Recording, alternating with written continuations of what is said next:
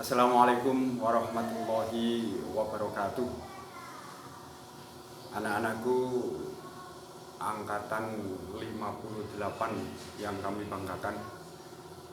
Pertama-tama kami ucapkan selamat buat kalian semuanya yang bisa masuk SMA Negeri 1 Soko. Selamat bergabung di SMA Negeri 1 Soko.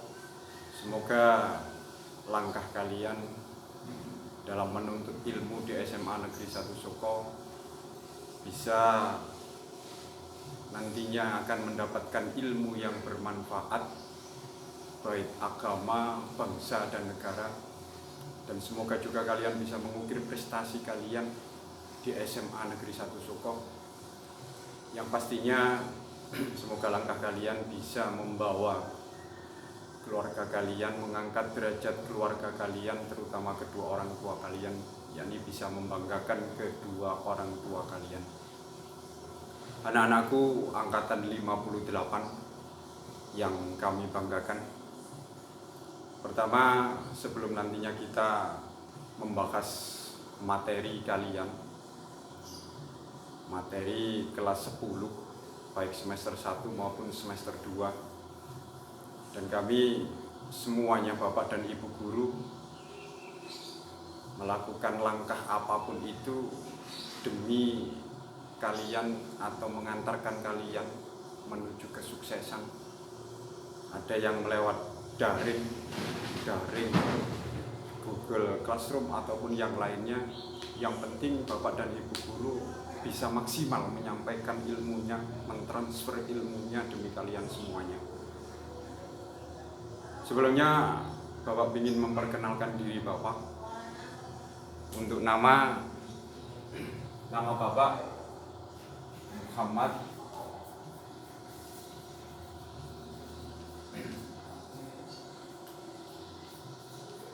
Khairul Umam.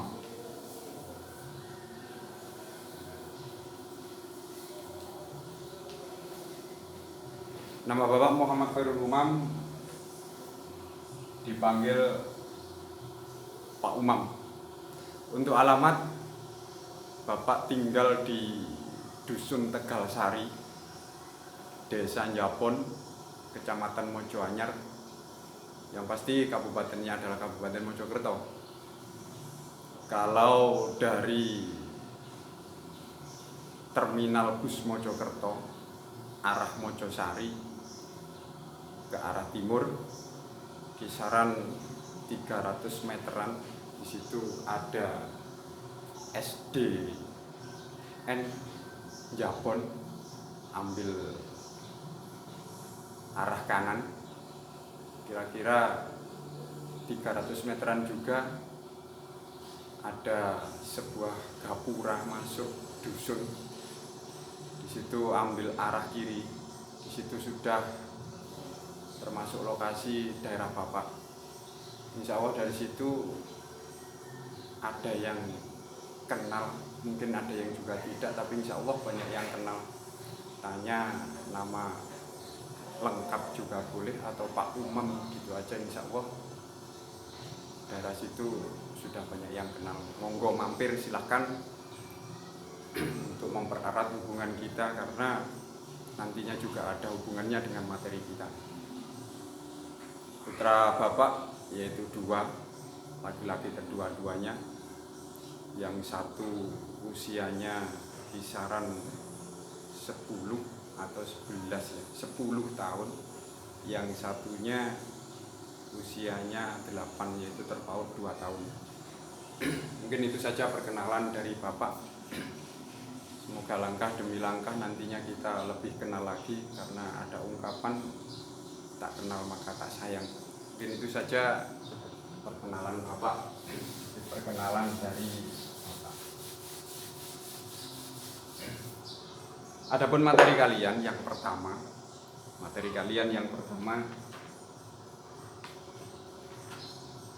aku selalu dekat dengan Allah. Aku selalu dekat dengan Allah. Memang kalau kita lihat, kita amati, kita cermati, siapapun yang kategorinya dekat itu akan merasa atau menimbulkan rasa kenyamanan.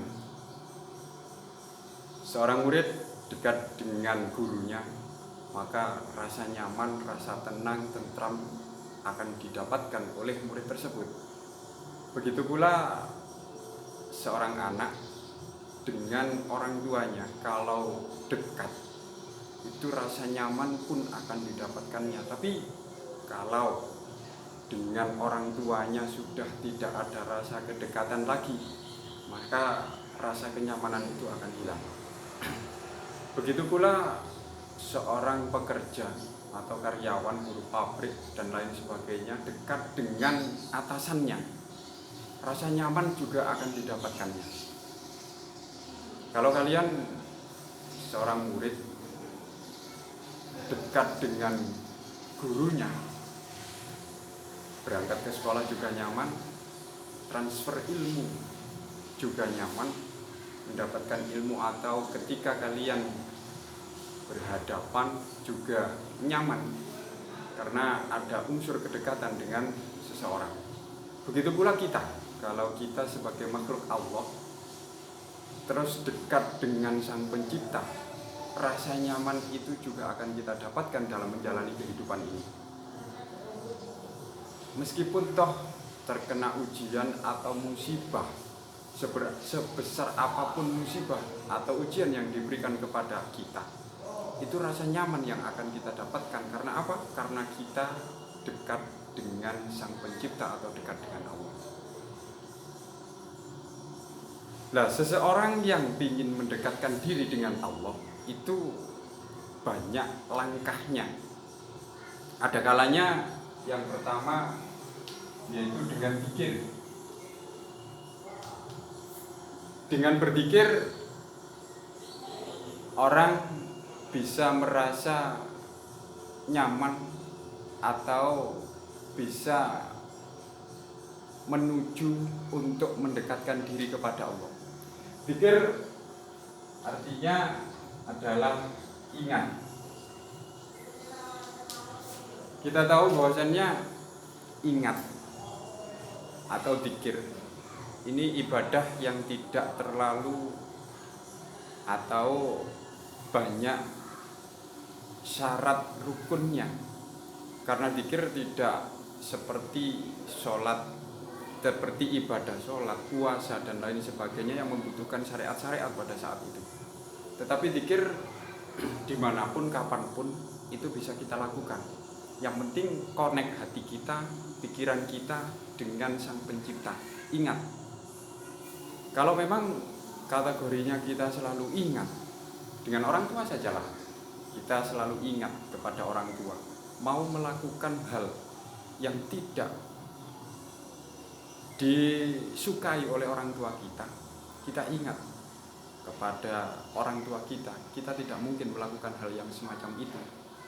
Begitu pula kalau kita ingat kepada Allah Subhanahu wa ta'ala, selalu ingat kepada Allah Subhanahu wa ta'ala, kita mau melakukan langkah yang tidak diperbolehkan oleh Allah, kita tidak akan melakukannya. Jadi hati kita, pikiran kita selalu ingat kepada Sang Pencipta. Itu juga akan termasuk langkah mendekatkan diri kepada Allah Subhanahu wa ta'ala. Kalau diri kita sudah dekat dengan Allah, maka yang didapatkan ada rasa nyaman, ketenangan, ketentraman dalam menjalani kehidupan ini.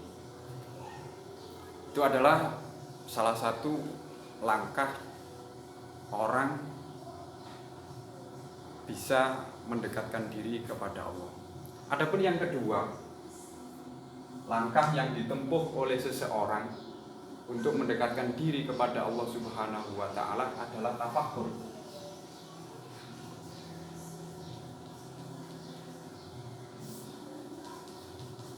Tafakkur ini artinya berpikir. Jadi kita berpikir seberapa besarnya nikmat Allah yang diberikan kepada kita. Kita berpikir dalam satu hari satu malam. Nikmat yang diberikan kepada kita, diberikan Allah kepada kita. Wa in ta'uddu nikmatallahi la tuhsuha. Kita tidak mungkin bisa menghitungnya nikmat Allah yang diberikan kepada kita. Bahkan kalau kita analisa, kita cermati di sekeliling kita, orang yang tidak taat kepada Allah pun diberi nikmat oleh Allah. Karena orang yang kufur atau kafir, tidak menyembah kepada Allah, tidak mengakui bahwasannya Allah sebagai Tuhan semesta alam, ini juga tidak sedikit. Dan mereka juga masih diberi nikmat oleh Allah. Nikmat sehat, nikmat mendapatkan keluarga yang nyaman, nikmat harta yang berlimpah dan lain sebagainya. Kalau kita mau berpikir semacam itu, nikmat-nikmat Allah yang diberikan kepada kita dalam satu hari satu malam, sedangkan pendistribusian kita atau langkah kita kepada Allah Subhanahu wa ta'ala, taat kita kepada Allah Subhanahu wa ta'ala tidak sebanding. Kalau bisa kita kriteria satu hari satu malam, Allah memerintahkan kita sholat hanya 5 waktu saja yang wajib hukumnya. Misal dalam satu waktu kita prioritaskan 5 menit, itu sudah lama, kisaran 50 menit, 5 menit kali 5 berarti 25 menit, berarti 23, atau dibulatkanlah saja 30 menit, berarti dalam jangka 23 jam 30 menit seandainya kita tidak beribadah sholat yang hukumnya wajib, free hukumnya. Padahal nikmat Allah selama 24 jam itu masih diberikan Allah kepada kita. Sungguh luar biasa. Kalau kita mau berpikir semacam itu, kita bisa yang namanya menggugah hati nurani kita untuk lebih mendekatkan diri kepada Allah lagi. Seandainya kita berpikiran kepada tetangga kita ataupun teman kita yang selalu memberikan nikmat atau sesuatu yang membanggakan diri kita, imbal jasa kita, imbal balik kita, itu jelas kita pikirkan. Tapi kalau kita tidak memikirkan hal semacam itu, berarti langkah yang kurang baik buat diri kita. Begitupun kita kepada orang tua, berapa pengorbanan orang tua kita kepada kita, kalau kita tidak bisa membalasnya, berarti rasa pembalasan itu adalah rasa taat kita kepada kedua orang tua kita, kepada teman kita, begitupun kepada Allah Subhanahu wa ta'ala. Jadi nikmat-nikmat Allah yang diberikan kepada kita, kalau kita mau berpikir tafakur, itu termasuk juga langkah mendekatkan diri kepada Allah Subhanahu wa ta'ala. Kalau kita betul-betul bisa mendekatkan diri kepada Allah Subhanahu wa ta'ala, maka menjalani kehidupan ini itu rasa nyaman, tenang, tentram, bahkan kedamaian yang akan kita dapatkan. Anak-anakku angkatan 58 yang kami banggakan. Adapun yang ketiga, langkah seorang hamba ingin mendekatkan diri kepada Allah, yaitu tadabbur. Tadabbur.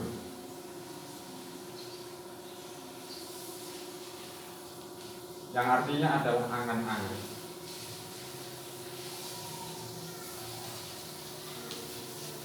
Kalau kita mau berangan-angan tentang kekuasaan Allah, tentang kehebatan Allah, tentang keagungan Allah, menciptakan dunia beserta isinya, merawat dunia beserta isinya, tidak butuh partner, tidak butuh teman, menciptakan dunia sendiri, merawat dunia, memberikan rizki sendiri. Kalau kita berpikir lebih jauh, hewan pun, hewan yang ada di lautan, semuanya itu ditanggung, dijamin rizkinya oleh Allah. Belum hewan yang ada di daratan, belum makhluk Allah yang lainnya, manusia, jin, malaikat dan lain sebagainya, semuanya itu dilakukan oleh Allah sendiri. Betul-betul luar biasa kalau kita mau berangan-angan semacam itu. Betul kita kecil di hadapan Allah, kita lemah di hadapan Allah, kita tidak berdaya di hadapan Allah. Kita betul-betul singkirkan rasa congkak, rasa sombong, rasa angkuh, karena itu bisa menjadi penghalang diri kita mendapatkan rahmat dari Allah Subhanahu wa ta'ala. Kalau kita betul-betul mau berangan-angan semacam itu, ini kontak badan kita, pemikiran kita itu bisa nantinya lebih dekat lagi dengan Allah Subhanahu wa ta'ala. Kalau bisa dekat dengan Allah Subhanahu wa ta'ala dalam menjalani kehidupan ini, rasa nyaman, rasa tenang, tentram dan lain sebagainya itu akan kita dapatkan. Tidak mudah putus asa, karena semuanya itu adalah qada qadarnya Allah. Berarti orang-orang yang gampang putus asa, congkak, sombong dan lain sebagainya, itu kategorinya dia pada saat itu mungkin lupa, kurang berpikir, kurang berangan-angan, kurang ingat kepada Allah Subhanahu wa ta'ala.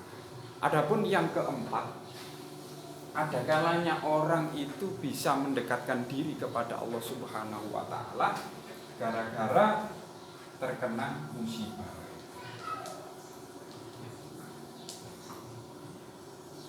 Ada kalanya orang terkena musibah baru ingat kepada Allah Subhanahu wa ta'ala, baru mau mendekatkan diri kepada Allah Subhanahu wa ta'ala. Entah itu tentang kesehatannya, tentang rizkinya, tentang keluarganya dan lain sebagainya. Misal tentang pekerjaannya, bekerja selalu gagal, atau melakukan hubungan partner kerja dengan orang lain ditinggalkan oleh orang lain dan lain sebagainya. Keluarganya kurang bisa hormat kepada dirinya, istrinya juga berani kepada dirinya dan lain sebagainya. Baru dia berpikir, mungkin ini langkahku yang selama ini terlalu jauh dengan Sang Pencipta. Mungkin dengan lantaran semacam itu orang berpikir, mungkin ini gara-gara langkahku Allah memberikan ujian kepadaku semacam ini. Dengan langkah semacam itu akhirnya dia ingat dan akhirnya bisa kontak hatinya dengan pikirannya dan mendekatkan diri kepada Allah, beribadahnya makin lebih baik, sholatnya baik, puasanya baik yang selama ini mungkin ditinggalkan dan lain sebagainya. Jadi yang keempat, baru dia ingat, baru dia berpikir, baru dia berangan-angan ketika Allah memberikan ujian kepada mereka. Anak-anakku angkatan 58 yang kami banggakan, mungkin nantinya kita akan masuk materi. Ini masih intronya, masih pembukaan. Nanti kita akan kupas lebih jauh, yang pasti langkah-langkah yang ditempuh oleh Bapak dan Ibu guru. Sekali lagi, itu adalah demi kalian semuanya, totalitas, berharap nantinya betul-betul semuanya langkah itu yang ditempuh bisa mengantarkan kalian menuju kesuksesan kepada kalian semuanya.